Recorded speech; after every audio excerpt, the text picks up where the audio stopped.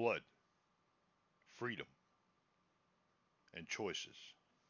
Three words that combine to form one of the best RPG games of its era. And now that RPG is getting a pretty solid looking sequel. Hello all. How's my favorite epic gamers? Holy Viper here. Getting ready to do this deep dive into gaming for you.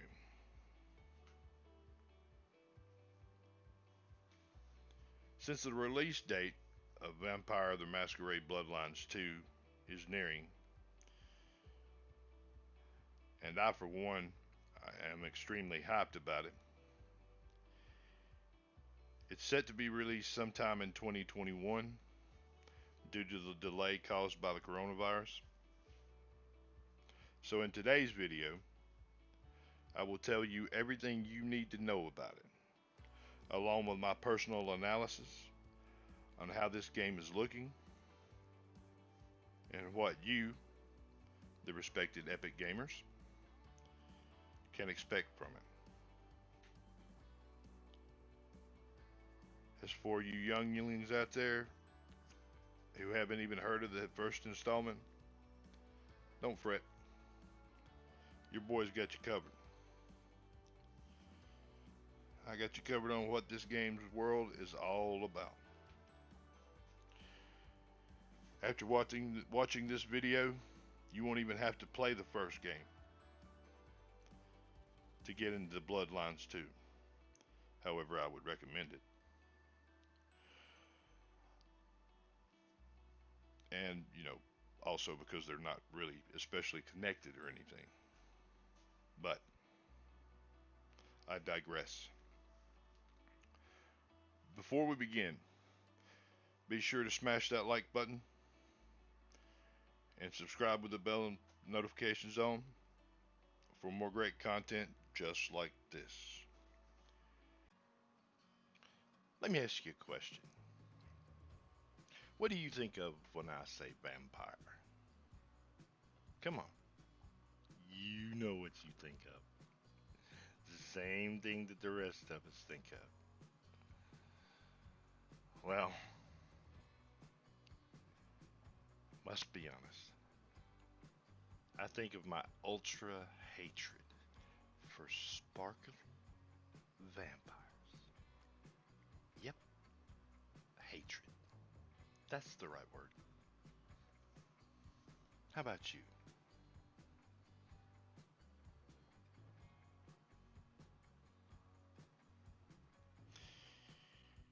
Along with cheesy as hell dialogues, with shallow writing, and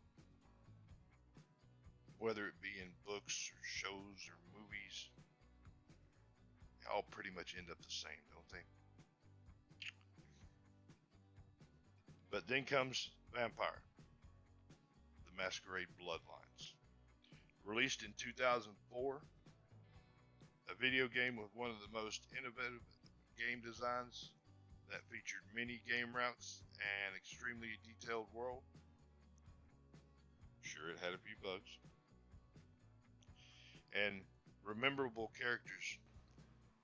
Like, seriously, the characters in this game are way too good. Take Smiling Jack for a good example. He's a lively fella who is the embodiment of rebellion, along with being a cunning strategist. And naturally, he is a high-ranking vampire. But aside that, my man looks like a freaking hobo. This unique selling point is set to be honored in the second Bloodlines game. As senior writer Claire Ellison said in a Polygon interview, you have to have characters that feel like they're part of a world. That they're not just there for the player's benefit. Now let's talk about the world. It's kind of like a gothic punk dark setting. These games are set in a world of darkness, and the world of darkness, vampires, werewolves, and monsters of many different kinds are all living among us. The entire supernatural world is hidden in plain sight. Bloodlines takes place in four areas of the 21st century: Los Angeles, Santa Monica, Hollywood, downtown Los Angeles, and Chinatown.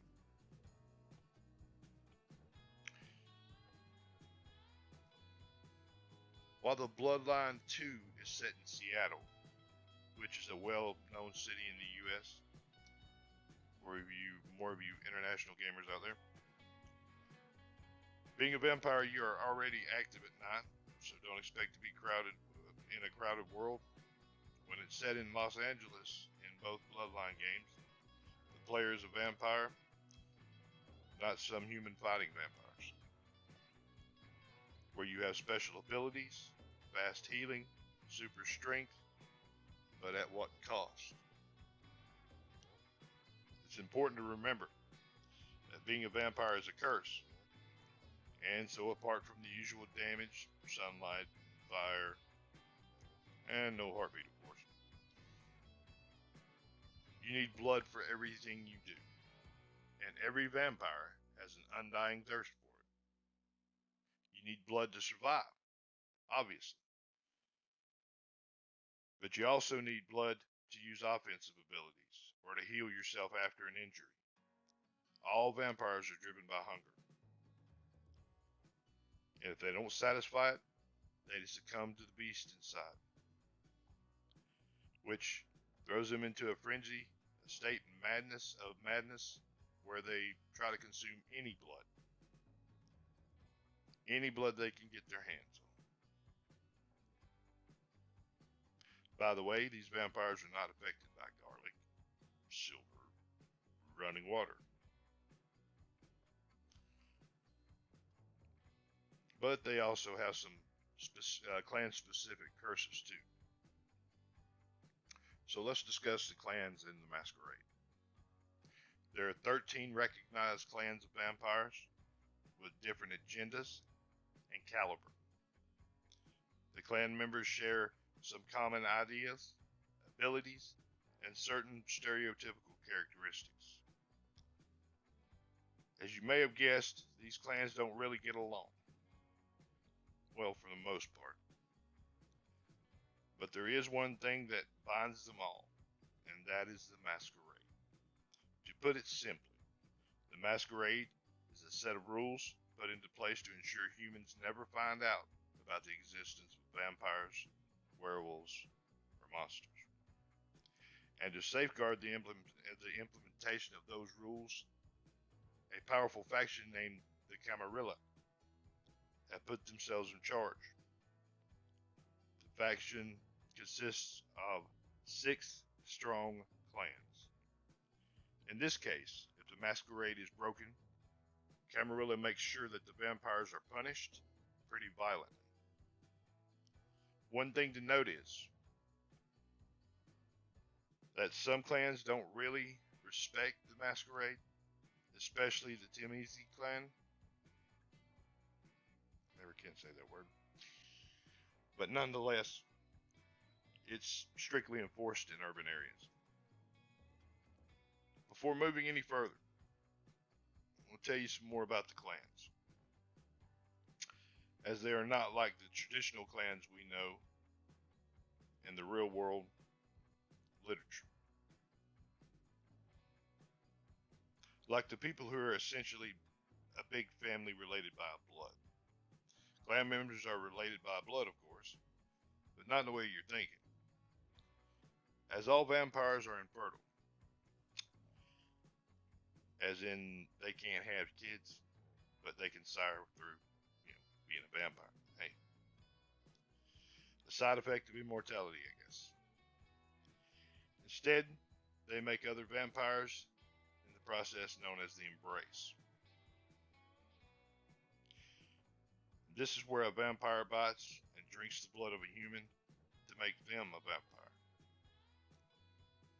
My apologies to the lore savvy fans out there, but I have to keep things simpler here. Clans have a hierarchy and things they want to accomplish, as mentioned previously. They all have a gift that is exclusive to vampires and part of their specific clan. Um, let's talk about playthrough. In true RPG fashion, you are heavily encouraged to make your character unique. So the protagonist, you, in both Bloodlines 1 and 2, you can choose your clan, and since we're on the topic of choosing, I should mention that the Bloodline games do make you feel like you are in charge. Like you can choose to follow orders or reject them. Same goes for the quests. Choices you make do shape the story. And each playthrough is pretty unique. Both games have a hefty emphasis on non-linear playstyle. By that I mean, like first you have to do this, and then this, and then this, and you have to walk a single path in some games. Can't wander off that path. But none of that trash in here. Nope, not this game. Instead, you're given a lot of freedom to act however you want to act. Like if you can't open a door, then jump inside from the window. If you're a vampire, not some upstanding citizen, rules really don't apply, right? Now I'll answer some really important questions for you, if you're still wondering. Bloodline 2 takes place in 21st century Seattle. In the time of celebration, and knowing it means that we have to get together for the Christmas season. The main character of Bloodlines 2, essentially you, the player, is a fledgling thin blood vampire, transformed at the start of the game by a mass attack on humans by rogue vampires. The thin blood vampires are the 14th generation onwards, weaker vampires, who are typically shunned, disrespected, and treated as lesser than the full blood vampires.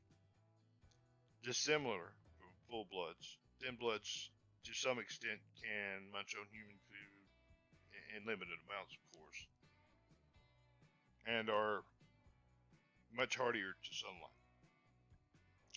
As Seattle has only fairly recently fallen out of the hands of the Camarilla vampires, and in Seattle there are more accepting of thin bloods. Alongside clans, Seattle is broken up by 5 vampire factions. Each one follows their own principles, led by the longest ruling vampire prince, Lou Grand, the Pioneer. The faction consists of some of the oldest vampires of the city. Their influence has diminished as the other factions have grown. The Camarilla faction, led by Prince Alec Cross, has been in control for 2 decades.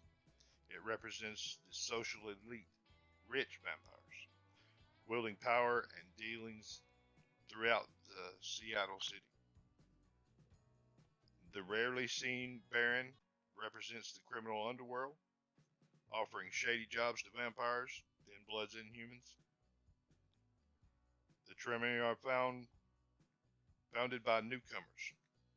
It's a new faction, led by Victor Groga, and is made up of blood mage, scholars, and runaways. And the unseen faction is exclusive to the Nosferatu, who use hackers, journalists, and outcasts to gather their intel.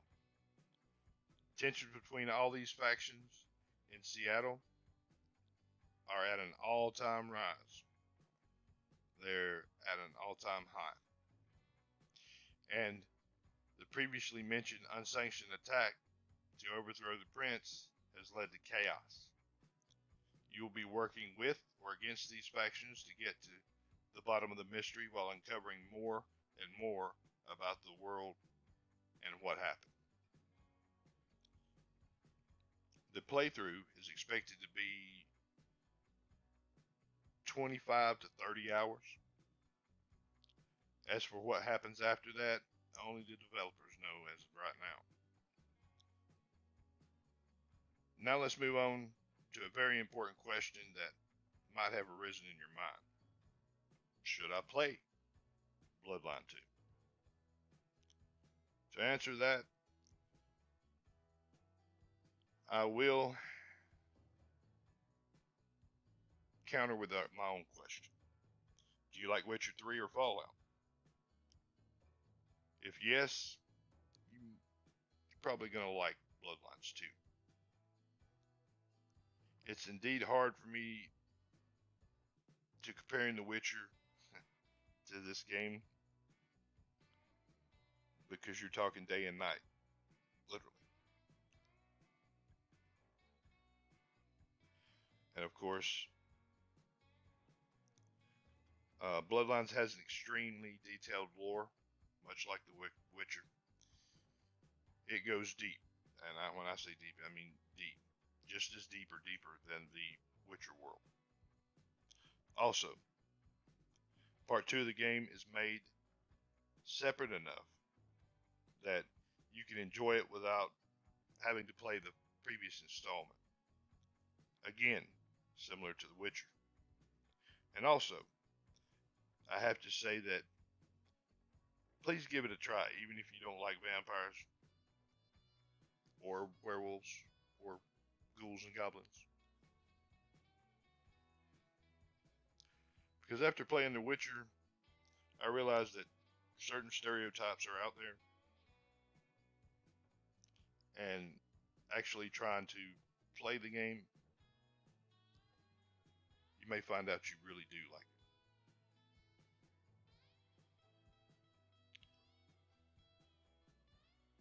I realized one thing playing with The Witcher, all those hours and hours of playing, and that is execution matters more than the idea.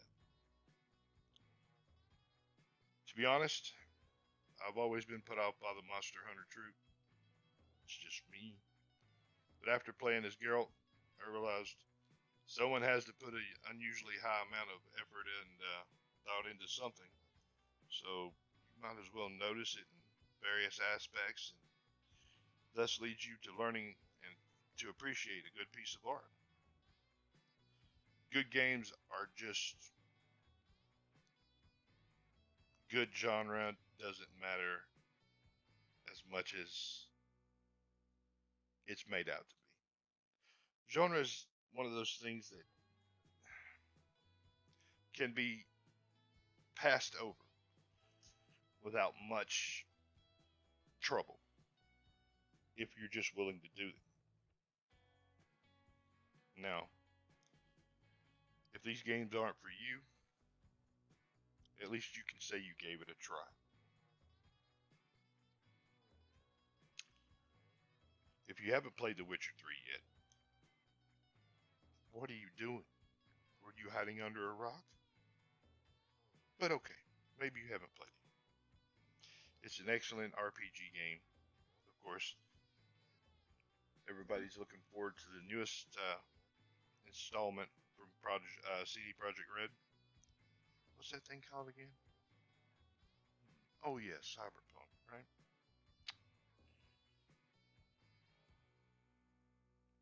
Let me ask you guys 3 questions. Do you give the story of a game priority over the game mechanics? Do you pay attention to the dialogue or cinematic sequences instead of skipping them? And do you like to explore a game in depth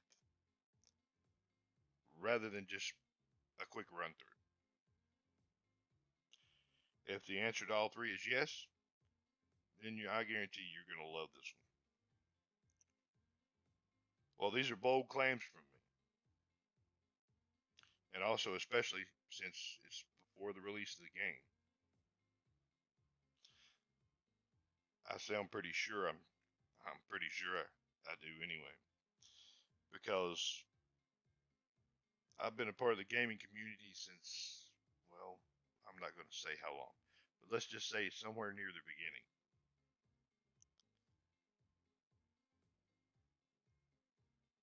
You know,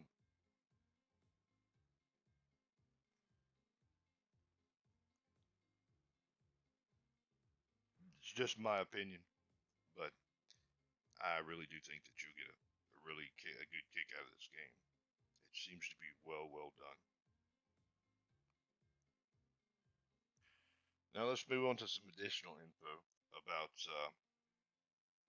Bloodline 2.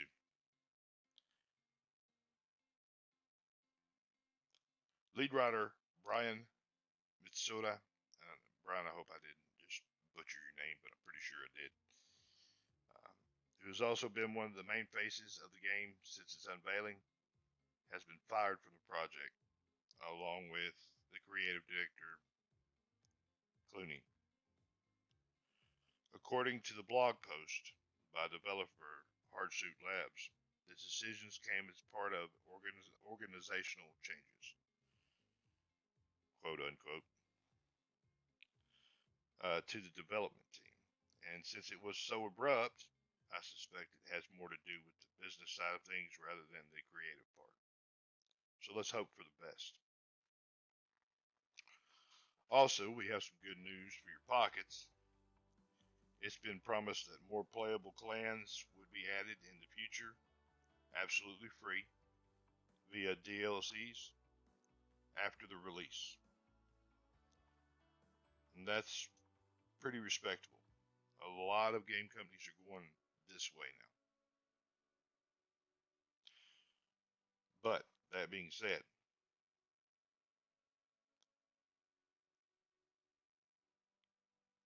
another piece of good news, and this one's really important to me.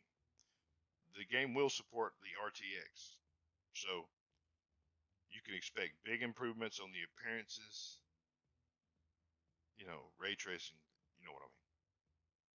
Lastly, it's been confirmed that the game will support mods. To what extent? Well, time will only tell for now. Uh, we won't know if it's light like GTA or hardcore like Skyrim. We really don't have any clue yet. I think it will be the latter option, though, just based on the things that they're trying to achieve with this game. So longevity they can secure some longevity with this game. As far as the gameplay goes in this game, I did a little analyzing on the gameplay walkthroughs that were released in E3. I want to comment on a few things. Side characters. I was happy to know that they didn't try their best to live up to the good parts of Part 1. Side characters do seem to be pretty good, but I have seen many people complain about them. And for that, I have two things to say. First of all, some people have a problem with change. Not saying, you're bad people or anything. But being a little different doesn't necessarily mean something bad. That's generally the reason no one's ever happy with the sequels, is that they're changing something that people have loved. And second of all, the characters were not very lifelike in the original game. Um, well, let me rephrase that. Side characters in the gameplay footage were inherently downers. I know for sure that more sings and Jax, and why don't they show them off? I got no idea. But I can tell you about the graphics and animations. The graphics were great. I have to be honest, I was surprised at how well they were. Um, they match the current expectations for 2020. Um, but you don't really, I mean, as much as we love it, and you heard me say it a million times, graphics help you immerse in the game. But without a storyline, graphics are just pretty pictures, right? And this game has to it has a lot to live up to. So let's move back to the RTX real quick. Um, Support for this game, which is of course RTX, shows results. Well, you've seen the Minecraft with and without the RTX. And in the beginning of this video, I was actually showing you with and without when the green line was going across the screen. If you'll go back and look at it, it's one side is with, one side is without, and you can tell without guessing which one's which.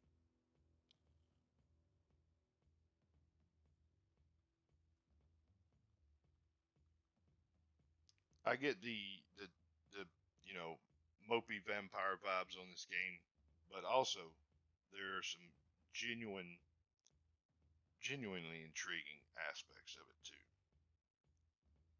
Um, the amount of detail that's being put into the sewers, a street light on every corner, dark alleys around every corner.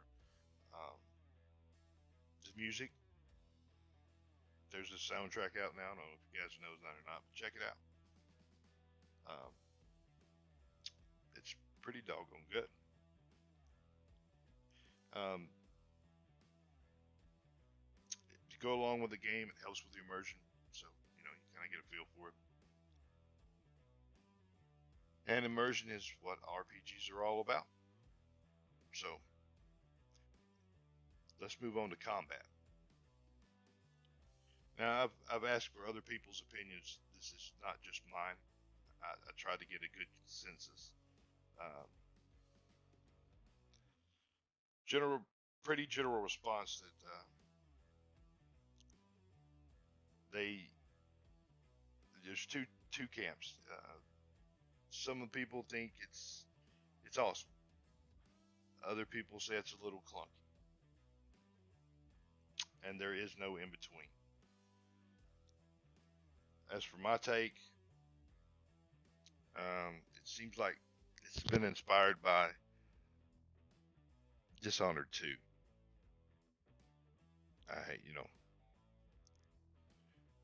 Which is, in my opinion, another underrated game, but just my opinion, guys.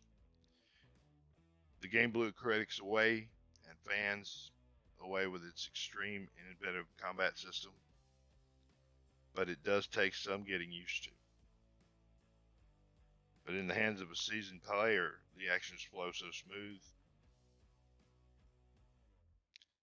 it's like it's in a linear flow. Nice, sciencey metaphor, right? I'm smart like that, guys. Don't let the redneck accent fool you. As I was saying,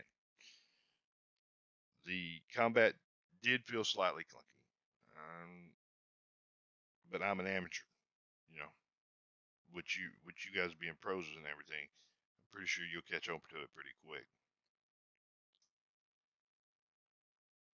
Um, you have to. Your game can only be as good as the person that's doing the demo, right? If they're not used to playing a game like this, it's going to look a little clunky because they're not really used to using the controllers in such a way that they're having to now. It's as with everything new, you're going to have a little hiccups at the beginning. So now I'm not blaming it all on the person that was running the demo. Don't go sharpening your pitchforks, guys. Don't do it. And I'm not blaming it all on them, but I'm just saying it was pretty similar to Dishonored in my opinion. It was not looking good because as much as I like playing that game, I'm just not very good at it. But anyway, I don't want to go off onto a rant here. But some final thoughts. You might think I'm making some excuses for this game, but in reality, I think this franchise has been cursed by bad marketing from day one. Like so many games here recently, they could have done better at showcasing the gameplay. As you know, or at least some of you know, the first game suffered greatly due to bad publishing decisions. And when I say bad, it was like, well, this is what you would use as a standard of bad. And that is why they extended the that's why they're not releasing the game till 2021, because they want to release a game that is completely finished and polished. And if you guys like Cyberpunk, you've seen how many times that game has been pushed back because they want to do it right. They don't want to push it out there, get your money, and then have to patch it later. They're trying to get it right the first time. And to me, that is more than just respectable. But that's all information that I have that's available right now. Now, I will keep up. I will keep up with it, and if new things are brought to light, I will make sure that I bring them to you.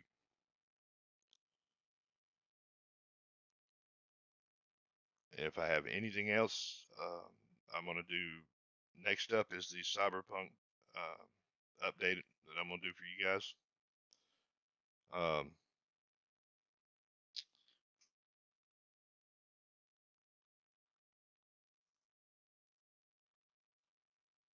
I see that you made it this far into the video, so I'm guessing you like some of the content, right? At least I hope you do. Go ahead and subscribe, hit the notification bell,